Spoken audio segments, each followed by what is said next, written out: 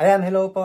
Bago nga po pala natin simulan tong video na to, gusto ko lang po yung sabihin na lahat po ng sasabihin ko galing lang po sa aking own experience. Pabago-bago po lahat ng mga rules sa ibang bansa, and then pabago-bago rin po ang rules sa bansa natin. So, hindi po natin siya pwedeng iparehas sa mga na-experience po ng iba. So, let's start this video. Sawatikap, Pumshu, Lian, Hap, Gigan Move na Crap. So, hello po. So, ayan nga po, ginawa ko po tong video na to kasi nag-post po ako sa dalawang online job or freelance group na about sa travel and freelance ko, and then nakakuha po ako ng maraming comments at saka likes po, and then ayun nga po, dahil ito po ang gustong-gusto kong mga ginagawa, yung sumasagot po sa tanong or nag-share ng experience. Ginawa ko na lang po tong video na para sa inyo, and then kumuha na lang po rin ako ng konting comments sa comment section ng post ko na kumbaga sa tingin ko yung mga pinili kong yun is yun yung mga sasagot lahat sa katanungan nyo. So yun nga po lahat, lilinawin ko po. Matagal na po ako nagta-travel dito sa Thailand. Pangatlong beses ko na po talagang nandito. And then yung una po is 2018, first time travel ko. And then second po is 2019 hanggang sa mag-pandemic. Umuwi na po ako nung bago mag-lockdown po dito sa Pilipinas, or nung nag-lockdown na ata, basta ganun. And then 2023, bumalik po ulit kami ng Thailand, and ayun nga, sa mga travel po namin na yun, tumatagal po talaga kami dito sa Thailand. Bakit? Una sa lahat po, tourist lang po kami, tourist visa, and then nag-i-extend lang po kami nung nag-i-extend. Pero yan, iba po yan sa, mamaya na lang po yan. No? And then ngayon kasi talaga, hindi po kami in-expect nyo na parang 8 months kami sa Thailand and then nagta-travel kami araw-araw habang nag-work. Hindi po. Pumunta po kasi kami sa Thailand para po ma-embrace yung culture. In short, na in love kami sa Thailand. Ngayon, nakakapagsalita na po kami ng konti. Alam nyo, yun po yung ginagawa po namin doon. Hindi po talaga kami nagta-travel. Kundi po, talagang inaaral namin kung paano po mabuhay doon. Kung paano magsalitaan, yung lifestyle. At saka, pangalawa doon, malayong mura po talaga. Kumbaga ganun. At saka, simple ang life. Mabait lahat ng tao, ganun po. Wala po kaming pwedeng sabing negative, ganun po. So, ayan. So, simulan na natin, no? So, ito ang unang tanong.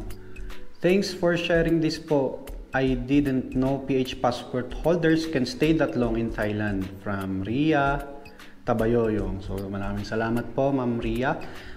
First of all po, lahat po naman ng passport holder, basta may passport ka, pwede ka pong tumagal doon. Paano po?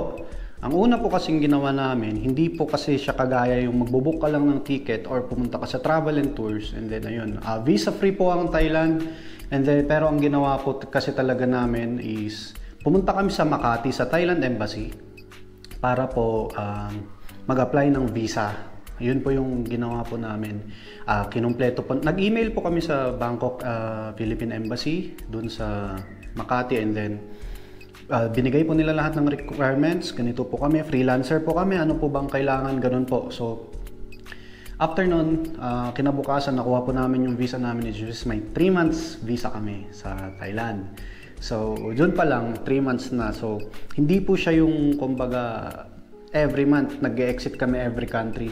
By the way po, yung Malaysia at Vietnam natin, pasyal talaga namin yun. Hindi po kami punta sa Vietnam para makakuha ulit ng visa pabalik. Although ganun talaga ang nangyayari sa mga ibang tao. And then, ayun nga, speaking, pumunta na rin po kami. Isa lang na beses or dalawa kaming pumunta sa ibang country para makakuha ng visa. Which is, yun na po yung next is yung Cambodia. Nung natapos po namin yung 3 months po namin na visa sa Thailand na galing dito sa Pilipinas, pumunta po kami ng Cambodia for another visa run. For visa run, which is nabigyan kami ng 30 days or 28 days ulit. So yun po, ganun po yung gagawin nyo. And then after nung 1 month na yun, pumunta po kami ng Laos or Laos. Sa Laos kasi, doon po sila nag-a-apply ng mga non-immigrant visa, ay mga ganun po. And then pumunta lang po kami doon with Misuk Traveling Agency sa may Pridi sa Bangkok. And then sila na po ang nag-process ng papers natin, ganyan. And then ayun po, after nun, kailangan mo po kasi magstay ng 3 days at or 2 days sa Laos bago nila i-release yung visa. And then luckily po, nakakuha pa rin kami ng 3 months tourist visa. And then after yung 3 months tourist visa, meron po kaming Isa pang extension naman sa local immigration dito sa Samut Prakan, Thailand, sa probinsya ng Samut Prakan. So, ayun po, basta ganun po ang ginagawa namin. Hindi po siya yung etong buwan na to, punta ka sa Malaysia. Second month, punta ka sa Myanmar. Punta ka sa Cambodia. Hindi po ganun yung ano. Pero alam ko kasi yun yung idea ng lahat eh. Kaya marami rin pong nagko-comment na ganito, ganyan, ganito. Importante po pag nasa ibang bansa kayo, lagi nyo isipin na may limitasyon ng pag-extend ng visa. Hindi po nyo pwedeng sabihin na isang taon. Actually, isang taon hindi na ata pwede talaga sa Thailand.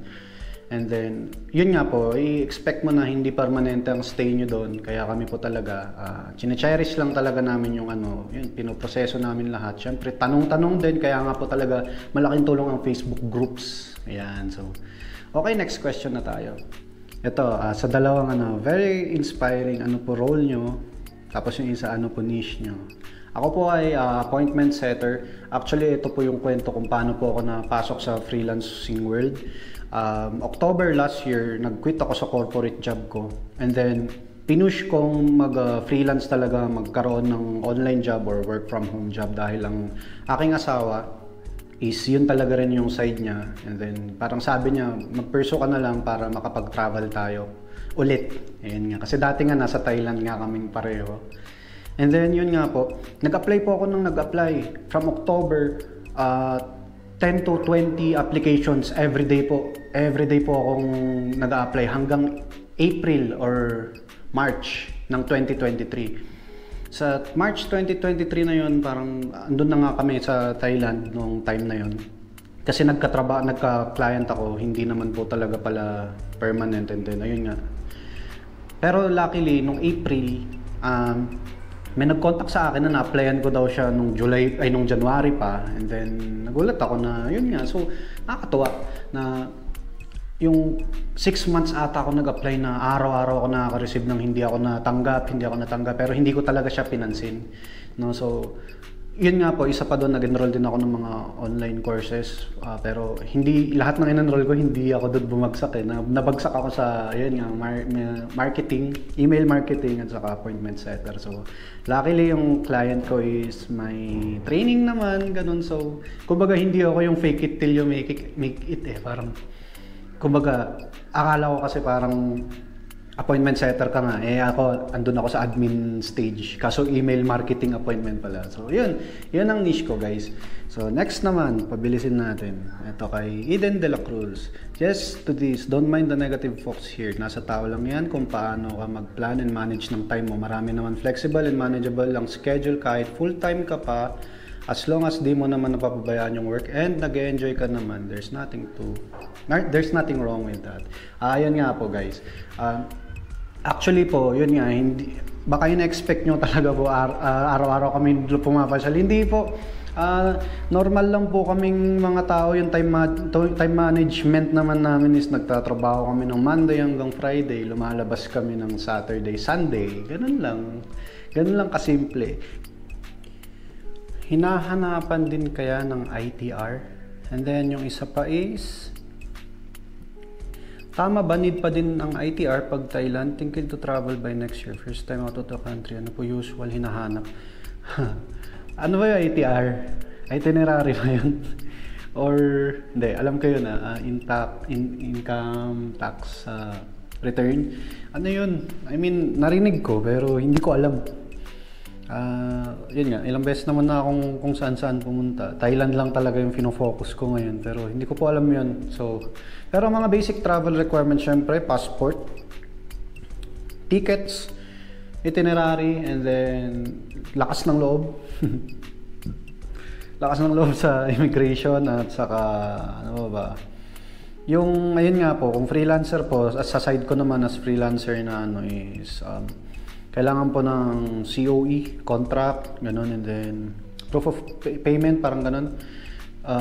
Siyempre, mag-prepare na rin kayo ng bank statement nyo, siyempre, proof nyo na rin. And then, yun, yung mga pruweba talaga nagtatrabaho kayo sa client nyo. Ganun, yun lang po. Ito, next naman po kay Matilda Cruz. Galing naman po, anong wifi mo pag nagtatravel? Ang wifi ko nga po pag nagtatravel, sabi ko sa inyo sa mga lugar, maraming coffee shop, maraming alam niyo yung mga restaurant or kahit nga lumabas lang kayo sa kalsada, sa lahat naman ng country na napuntahan ko may wifi, free wifi. Kaya yun, okay na okay naman. Kahit sa bus nga meron may wifi, sa train may wifi. Tsaka pinaka-basic talaga, kung tatagal naman talaga kayo, bumili kayo ng SIM. Hindi na po problema talaga yung, kumbaga, data nyo pag nasa ibang bansa. Hindi po kagaya sa Pilipinas na, ayun nga, na-experience naman po natin lahat yun. Na mahirap nga talaga ang kahit hotspot lang, ganun, di ba? Eto next, kay Lods Kevin. So, ito talaga, idol ko to. Isa sa mga naunang kilala ko na mga freelancer na talagang nakaka-inspire din yung mga grind talaga nila. Ibang klase, pero ayan. Ang ganda ng tanong, paano ka pala nag-withdraw dyan? So, walang kaparehas na tanong sa lahat. Basic lang po naman yung sagot dito. Basta po, sa lahat naman po ng country na napuntahan natin is, tumatanggap naman po ng local bank, American Express, BPI nga ang gamit ko at saka GCash card pwede. Si father ko rin nung pumasyal dito, Land Bank, 250 ang charge dito sa Thailand pero napansin ko sa Malaysia, sa Vietnam parehas din parang naglalaro siya sa 180 to 250 pesos. Importante naman doon isang bagsakan ka mag-withdraw kasi same lang rin siya kung ipapapalit nyo ng parang kumbaga meron kasi yung mga may nakahawak ng Thai bank tapos gusto nila ng may peso sila kumbaga to parang i-GCash mo sa kanila tapos yung may mga Thai bank sasend naman sa alam niyo palitan. Then, yun. Napakagandang tanong. Salamat, Boss Kevs. So, next is wife reveal. Wife reveal, sure. Ito siya, di ba? Dito kami nagpakasal kasi sa Thailand. Yan yung isang goal namin dito. Kasi yun nga, di ba? Yun nga, naalala ko, sabi ng immigration sa amin na bukod sa freelancer kayo, ito yung contract. Anong gagawin niyo sa Thailand? Magpapakasal po. Ay, ang cute. Sabi niya lang ito. Tapos na.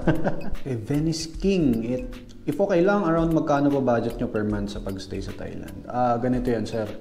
Depende yan. Ayokong sabihin ako kasi kumbaga, i-ano na lang natin sa napapansin ko sa mga kakababayan din natin dito na mga tourist din. Kumbaga kasi depende yan Kung kami nga, nakakuha kami ng 3 months na libre, paano kung hindi kayo nakakuha? Diba? So, unang-una sa lahat, visa, yan ang pinakaunang gastos, monthly sa totoong buhay na nangyayari. Kumbaga, iba-ibang diskarte natin.